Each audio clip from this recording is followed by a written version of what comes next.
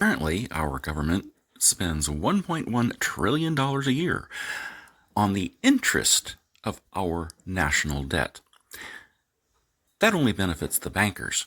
If we instead just printed our money, we would save $1.1 trillion a year, every year.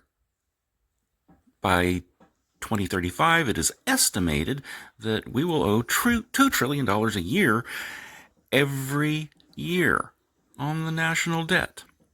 The only way out of this is to print our own money. We'll save $2 trillion a year in a decade. We even own the presses, or the government does, so we're not going to have to change anything, except paying bankers. Yeah, we can do that. But no, instead, we would rather borrow our money than just printing it. What kind of stupidity is that?